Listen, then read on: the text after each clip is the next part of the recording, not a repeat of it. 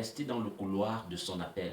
Bien-aimé, à chaque fois que le diable veut détruire un enfant de Dieu, alors il le fait sortir du couloir de son appel. Ce fut le cas déjà de Jean-Baptiste qui avait été annoncé comme celui-là qui préparerait le chemin de notre Seigneur, a plani ses sentiers dans Ésaïe chapitre 40, verset 3, Matthieu chapitre 3, verset 3. Mais cependant, Jean-Baptiste, comme ça, ne sait pas plus tout au long de sa vie à rester dans le désert pour préparer le chemin du Seigneur et pour baptiser tel qu'il avait été appelé. À un moment donné de sa vie, il s'est rendu comme cela dans la ville, dans la maison d'Hérode pour dire à Hérode de ne pas entretenir des relations avec la femme de son frère Hérodias, et ce qui lui a valu la décapitation parce qu'il n'est pas resté dans le couloir de son appel. C'est la même chose également avec Judas Iscariote. Judas Iscariote avait été appelé en tant qu'apôtre, mais lui, tous ses intérêts étaient dans l'argent, dans les biens de ce monde, et il oubliait sa mission, il faisait plus sa fonction. Ce fut également le cas dans le livre de Samuel au chapitre Samuel 2, Samuel, la Bible nous dit que lorsque David, comme cela, fuyait Saül, Saül est entré dans Najot, la terre de Samuel, la terre des prophètes. Lorsqu'il est arrivé dans Najot, c'était la terre des prophètes. Il n'était pas un prophète, mais il a commencé à prophétiser.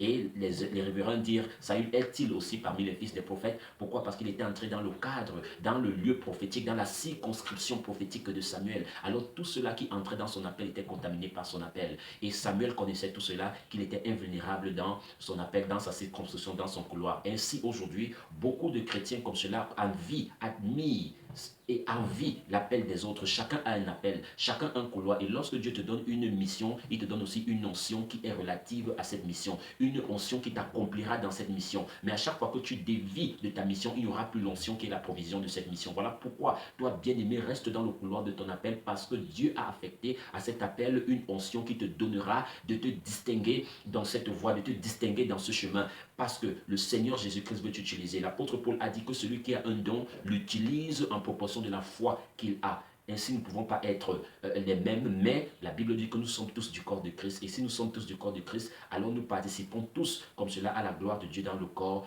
de Christ. Bien-aimés dans le Seigneur, tout l'édifice bien coordonné, les frères et sœurs ensemble, avec tous les différents dons et les membres que nous sommes, nous formons tous un corps. Que le Seigneur Jésus te bénisse et reste dans le couloir de ton appel. Dieu t'utilisera puissamment au nom de Jésus. Shalom.